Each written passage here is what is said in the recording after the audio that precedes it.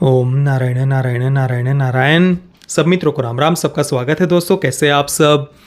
दोस्तों पिछले कुछ समय में आपने देखा होगा कि बॉलीवुड के एक्टर्स के जो बच्चे हैं, जिन्हें नेपो किड्स कहा जाता है या फिर इंडस्ट्री के द्वारा जिन्हें स्टार किड्स कहा जाता है, उनके कंटेंट को डायरेक्टली ओटीटी पर रिलीज़ किया जा रहा है। थोड़ा सा पीछे अगर हम जाए तो अर्जुन कपूर हो, अनन्या पांडे हो, जानवी कपूर हो, इनके कंटेंट को थिएटर में रिलीज़ किया जा रहा था या कर पा रहे थे और उन्हें एक स्टार के रूप में, एक्टर के रूप में जनता के ऊपर थोपा भी जा रहा था। परंतु अभी ये संभव नहीं हो पा रहा।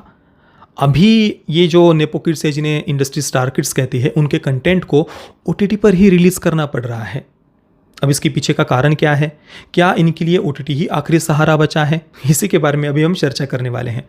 अब देखिए, किसी किसी को लग सकता है कि यार इसमें इतना क्या चर्चा करने जैसा है, मतलब सिंपल सी बात है, उन्हें एक्टिंग नहीं आ रही, इस कारण से ऐसा हो रहा होगा।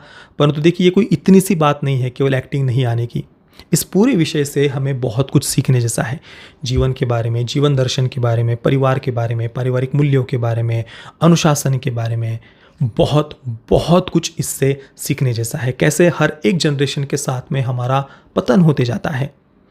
और ये केवल इंडस्ट्री के लिए बात लागू होती है ऐसी बात नहीं, हर जगह पर ये बात लागू होती है जीवन में, हर जगह पर बहुत कुछ इससे हमें सीखने जैसे। तो वीडियो आप अंत तक अवश्य अवश्य देखना। सबसे पहले ऊपर ऊपर से इस विषय पर हम चर्चा करेंगे, फिर विस्तार से इसके पीछे के कारणों के बारे में हम बात करेंगे। अब देखिए, ऐसा नहीं कि सारा का सारा कंटेंट हाल ही में ओटीटी पर ही रिलीज़ हुआ है। लव व्यापा जैसा एक्सेप्शन भी हमें देखने को मिलता है। हालांकि थिएटर में भी वो कंटेंट पूरी तरीके से फ्लॉप हो गया। और ओटीटी पर रिलीज़ करने का ऊपर ऊपर से सिंपल सा कारण तो यही है कि भाई थिएटर में जब ऐसा कंटेंट रिलीज़ होता है और फ्लॉप होता है तो वहाँ पर नंबर्स दिखते हैं, तुरंत पता चल जाता है कि भाई जनता ने ऐसे कंटेंट को रिजेक्ट कर दिया है। पर ओटीटी पर क्या है ना, वो नंबर्स वगैरह की चिंता होती नहीं, बॉक्स ऑफिस कलेक्शन वगैरह की चिंता होती नहीं है। थोड़ी बहुत नेगेटिविटी होगी भी तो वो थोड़ी देर के लिए सोशल मीडिया पर होगी, उसके बाद में लोग भूल जाएंगे।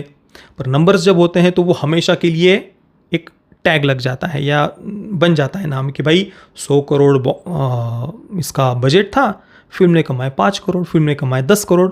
वो हमेशा के लिए 10 वर्षों के बाद, 50 वर्षों के बाद में भी लोग देखेंगे कि यार कलेक्शन तो जनता ने तो पूरी तरीके से रिजेक्ट कर दिया था।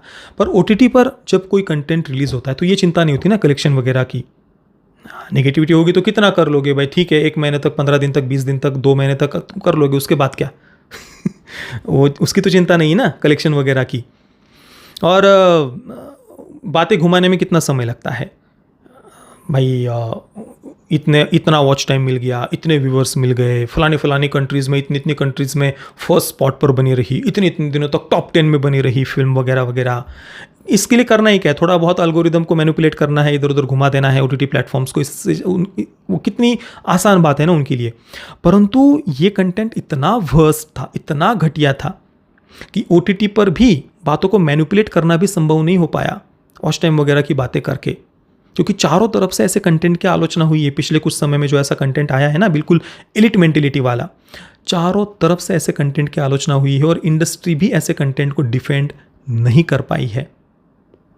तो देखिए, इसमें एक एक्टिंग नहीं आना वो बात तो है ही, परंतु उससे भी बड़ी प्रॉब्लम है इनका वोक माइंडसेट का कंटेंट। वो सबसे बड़ी समस्या है। जैसे कि द आर्चीज़ आप ले लीजिए, या अभी हाल ही में रिलीज़ हुई नादानियाँ आप ले लीजिए, बिल्कुल एलिट मेंटेलिटी वाला कंटेंट। और इवन केवल एलिट मेंटेलिटी नहीं तो स्पॉइल्ड ब्रैट्स को जस्टिफाई करने वाला, उनको ग्लोरीफाई करने वाला, स्पॉइल्ड ब्रैट्स होना कैसे सही है वगैरह, वो छाती कूटने वाला वोक मेंटेलिटी वाला कंटेंट। ये कंटेंट सबसे बड़ी प्रॉब्लम है। अब थोड़ा बहुत कुछ कंटेंट अच्छा होता, ट्रेडिशनल पॉइंट ऑफ व्यू से बना हुआ होता, डायरेक्शन प्रेजेंटेशन अच्छा होता ना, तो वो थोड़ी बहुत खराब एक्टिंग छुप भी जाती।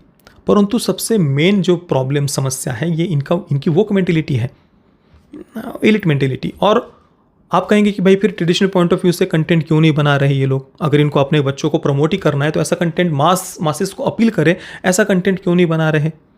उसकी सबसे बड़ी समस्या तो ये है कि एक तो ऐसे ट्रेडिशनल पॉइंट ऑफ व्यू से सोचने वाले फिल्म मेकर्स इंडस्ट्री के पास है नहीं। इनकी अधिकतर जो सेलिब्रेटेड डायरेक्टर्स है वो सारे के सारे वामपंथी और वोक मेंटेलिटी वाले डायरेक्टर्स हैं। तो उनका जीवन की तरफ, परिवार की तरफ, पारिवारिक मूल्यों की तरफ, वैवाहिक संस्था की तरफ देखने का दृष्टिकोण वो वोक ही है, छाती कूटने वाला। तो वो कंटेंट भी बिल्कुल वैसा ही बनाते हैं। दूसरा, आप कल्पना करके देख लीजिए, ये जो हाल ही के समय में जो कुछ नेपो किड्स वगैरह या कथित स्टार किड्स आए हैं, उनको आप किसी ट्रेडिशनल फिल्म में आप कल्पना करके देख लीजिए, किसी पारंपरिक वेशभूषा में कल्पना करके देख लीजिए, या किसी गरीब या मध्यम वर्गीय परिवार की भूमिका में आप उनको जस्ट इमेजिन करके देख लीजिए। आपको इमेजिन करते ही क्रिंज फील होगा। जैसे कि अभी पुष्पा 2 के समय भी मैंने ये बात कही थी, आप रश्मिका मंदान्ना के कैरेक्टर में आप खुशी कपूर को इमेजिन करके देख लीजिए, जानवी कपूर को इमेजिन करके देख लीजिए, अनन्या पांडे को इमेजिन करके देख लीजिए, इवन आलिया भट्ट को इमेजिन करके देख लीजिए। वो इमेजिन करते ही क्रिंज फील होगा। वो पारंपरिक वेशभूषा में, जैसे कि वो रश्मिका मंदान्ना के पात्र को पुष्पा 2 में बिल्कुल गृहिणी दिखाया है, या फिर जतरा वाला सीन याद करिए जहाँ पर वो अपने पति को डिफेंड कर रही है, मेरा पति मेरा पति मेरा पति, पूरी दुनिया से लड़ रही है अपने पति के लिए। उस जगह पर जस्ट आप किसी और को, खुशी कपूर वगैरह को इमेजिन करके देख लीजिए, इमेजिन करते ही क्रिंज फील होगा, नहीं हो पाएगा इमेजिन। बात केवल मेकअप वगैरह की नहीं होती है, एक ओरा भी होती है हमारी, एक व्यक्तिमत्व होता है हमारा, एक पर्सनैलिटी होती है हमारी, और वो नहीं सूट करती है।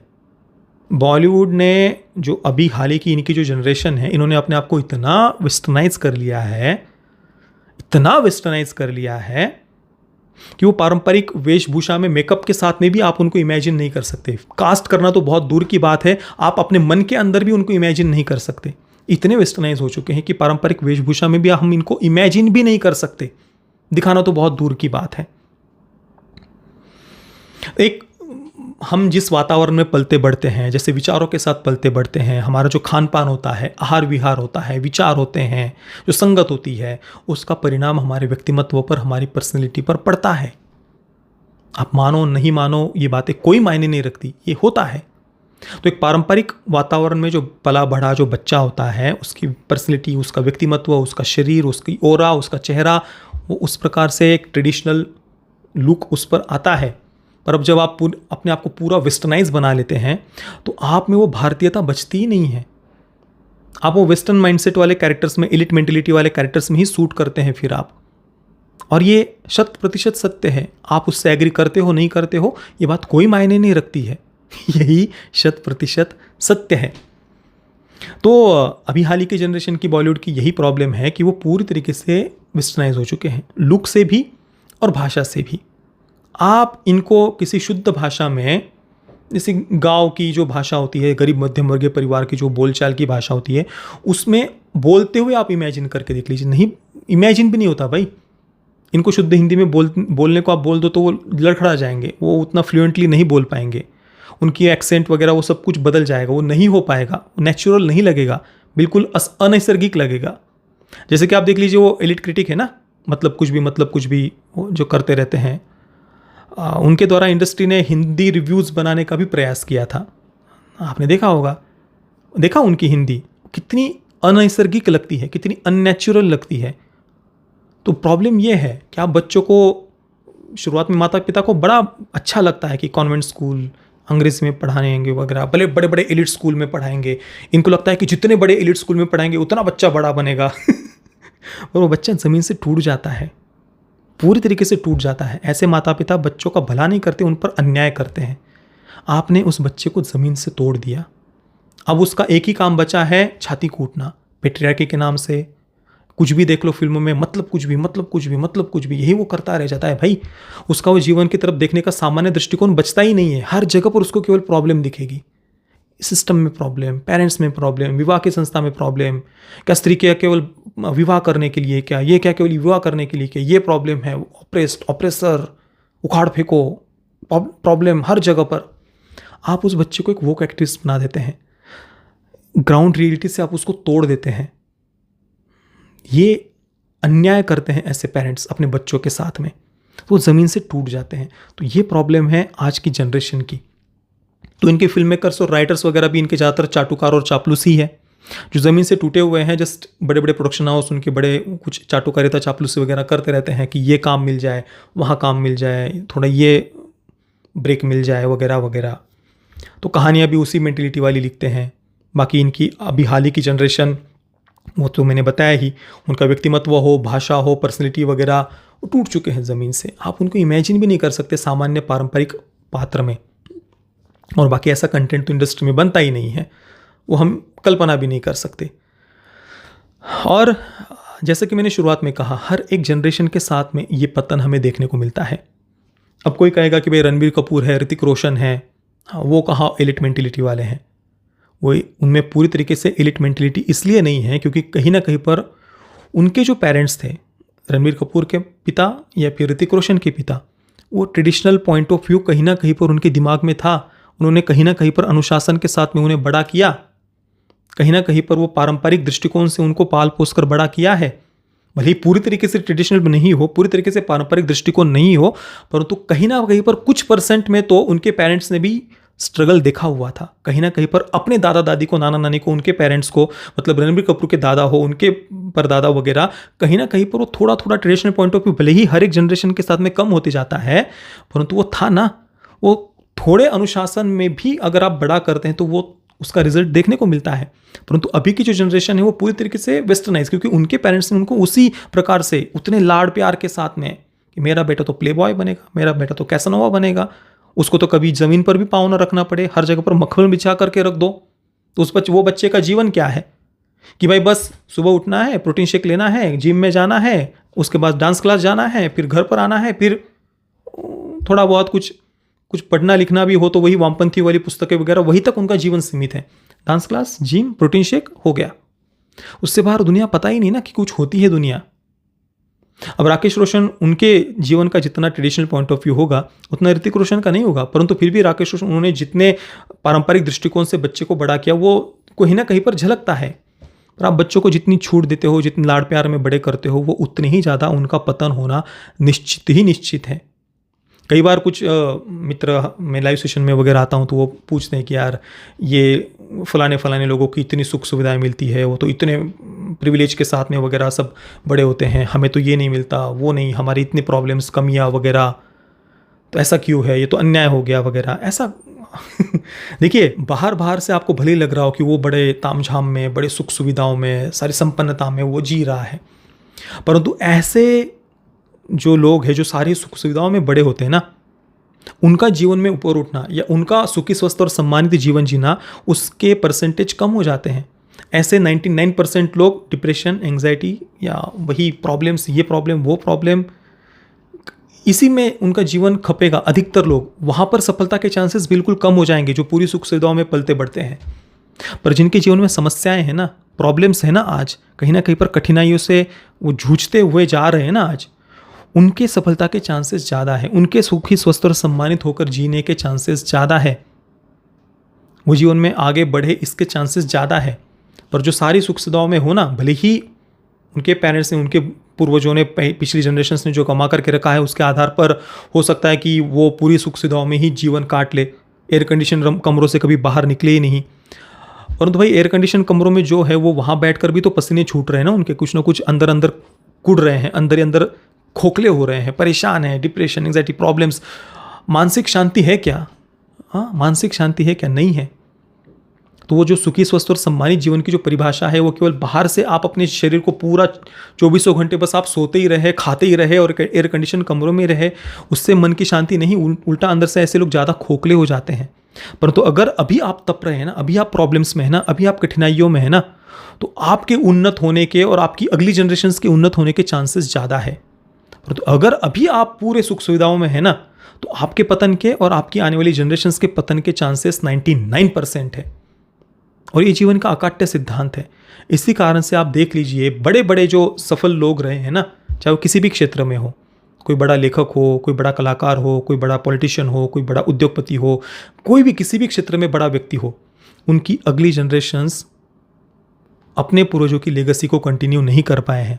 उन्होंने अपने पूर्वजों की लेगेसी को या तो बर्बाद किया है या फिर उतना बढ़िया से अपने पिता दादा उनके जैसे वो नहीं रहे हैं। ये काले पत्थर की लकीर है, पक्की बात है। कोई इक्का दुक्का एक्सेप्शन तो हर जगह पर होता है, और वो एक्सेप्शन भी इसी कारण से होगा क्योंकि उनके पेरेंट्स ने उनको उतने कठोर अनुशासन के साथ में बड़ा किया है। मैंने एक बहुत बड़े उद्योगपति है, मैं उनका नाम भूल रहा हूँ, सत्य घटना में बता रहा हूँ, मैंने अपने गुरुदेव के सत्संग में सुनी थी वो घटना, मैं नाम याद आएगा तो बाद में कभी किसी वीडियो में बताऊंगा। तो उनके बेटे की सगाई या विवाह था, कुछ सगाई या विवाह था, तो वहाँ पर दिया जलाने के लिए कहा, तो माचिस की तिल्ली दी, दिया जलाने के लिए कहा, तो 1 माचिस बर्बाद की, 2 माचिस बर्बाद की, 3 माचिस बर्बाद की और फेंक रहा था। ऐसे नहीं हुआ फेंक दिया, नहीं हुआ फेंक दिया, तीसरी फेंक दिया। जो पिता थे, जो बहुत बड़े उद्योगपति थे, कौन थे मुझे पक्का वो सरनेम याद नहीं आ रहा, पर बहुत सफल है। सरनेम मिलूंगा तो पता चल जाएगा आपको, मैं कभी बाद में याद आएगा तो बताऊंगा। उन्होंने अपने बेटे को सारे लोगों के सामने एक जोर से तमाचा मार दिया। आजू बाजू के जो रिश्तेदार वगैरह लोग आए हुए थे, उन्होंने पूछा ये क्या कर दिया? हाँ, मतलब भाई इतने सब फंक्शन हैं, इतने लोग आए हुए हैं और आप इतने अरबपति, हजारों करोड़ की संपत्ति आपके पास में, और आप अपने बेटे को 3 माचिस की तिल्ली के लिए सारे लोगों के सामने थप्पड़ मार दिया। तो वो जो बड़े उद्योगपति थे, उन्होंने कहा कि ये जिस प्रकार से नहीं हुआ फेंक दिया, नहीं हुआ फेंक दिया, चेहरे पर कोई दुख भी नहीं है, वो बस ऐसे ही कोई लापरवाही, आज ये 3 माचिस की तिल्लियाँ ठीक से नहीं जला पा रहा, वहाँ पर इसकी कटकसर नहीं है, तो आगे जाकर कि इतनी बड़ी संपत्ति को कैसे संभालेगा? जीवन में कटकसर मतलब ऐसा नहीं कि बिल्कुल कंजूस होकर के, जी ऐसी बात नहीं है, परंतु वो अपनी गलती समझ में ही तो आनी चाहिए ना। वो बिल्कुल स्पॉइल्ड ब्रैट एलिट मेंटेलिटी वो तो नहीं होनी चाहिए ना। अपनी गलती समझ में आनी चाहिए, उसमें सुधार लाने की आवश्यकता है। पहली बार गलती हुई तो दोबारा हवा ना लगे इसके लिए कुछ ना कुछ आपने प्रयास किया क्या? दूसरी बार चलो गलती होगी, तीसरी बार आपने कुछ प्रयास किया कि नहीं? पर आप गलती कर रहे हो और आप में कुछ शिकन भी नहीं है चेहरे पर, और वो एलिट मेंटेलिटी वो ना हो, इतनी हजारों करोड़ की संपत्ति कैसे संभालेगा अगर आज इसमें इतनी समझ नहीं है? तो ये बात होती है। वो जो एक्सेप्शन भी आपको दिखेंगे ना, किसी बहुत बड़े परिवार के अगली जनरेशन्स ने लेगेसी को कंटिन्यू भी किया है, तो वो परिवार के संस्कार है। उन्होंने उतने अनुशासन के साथ में बच्चों को बड़ा किया है, वही आपको कहीं ना कहीं पर देखने को मिलेगा।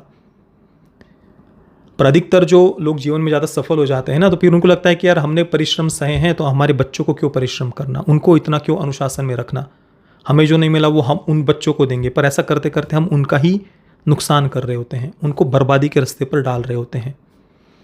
ये लिबरल्स और वोक्स कितने भी पेरेंटल अब्यूज़ की छाती कूट ले, पर जो बच्चे माता पिता के, समाज के अनुशासन में बड़े होते हैं, परिवार के बुजुर्गों के अनुशासन में बड़े होते हैं, उनका ही भला होता है। वही जीवन में सुखी स्वस्थ और सम्मानित जीवन जी पाते हैं। जो कठिन रास्ता शुरुआत में लगता है ना, पर बाद में वो जीवन में दूरगामी सुख देता है। पर जो क्षणिक सुख के पीछे भागते हैं ना, 4 दिन की ज़िंदगी किसने देखा, आगे जाकर के वो ऐसा जीवन आपको पीड़ा ही देखा, दुख ही देगा। आज की मज़ा कल सज़ा बनकर ही जीवन में आती है। आज अगर जीवन में सुख है तो अगर उसमें हम फूल जाए कि हाँ हाँ हाँ बहुत बढ़िया, चने के पेड़ पर चढ़ जाए, अहंकार में आ जाए, लालायित हो जाए, अरे अरे वो बहुत बढ़िया बढ़िया, फिर जब वो सुख दुख दे करके जाएगा ना, तब और ज़्यादा पीड़ा होगी। मेरे गुरुदेव हमेशा सत्संग में बात बताते थे, कोई भी परिस्थिति नित्य नहीं रहती, संसार अनित्य है, हर परिस्थिति बदलती है। आज सुख है तो दुख दे करके जाएगा, और सुख में जितना हम लालायित होते हैं, जितना सुख के गुलाम बन जाते हैं, उतना फिर थोड़ा सा दुख भी ज़्यादा प्रॉब्लम, ज़्यादा पीड़ा देता है। फिर थोड़ी सी प्रतिकूलता भी हमें झकझोर देती है। तो सुख दुख दे करके जाता है और दुख सुख दे करके जाता है। आज दुखी परिस्थिति है तो वो जाएगा ही, संसार अनित्य है, ऐसा नहीं कि सुख दुख हमेशा ही रहेगा, वो तो कभी ना कभी जाने ही वाला है, तो वो सुख दे करके ही जाएगा। तो चलिए, ये बहुत कुछ इससे सीखने जैसा था, इसी कारण से मुझे लगा कि इस पर बात करना आवश्यक है। तो जीवन के बारे में, जीवन दर्शन के बारे में भी इससे हमें बहुत कुछ सीखने को मिलता है। बाकी इंडस्ट्री के हालात तो वो इंडस्ट्री खुद समझे, खुद अपने में कुछ बदलाव लाए तो वो उनका ही भला है। बाकी इससे मुझे जो कुछ समझ में आया वो मैंने अपने विचार रखने का प्रयास किया। बाकी इस विषय पर आपके विचार क्या है मुझे आप नीचे कमेंट में अवश्य बताना। वीडियो देखने के लिए आप सभी मित्रों का बहुत बहुत धन्यवाद। जय श्री राम, वंदे मातरम।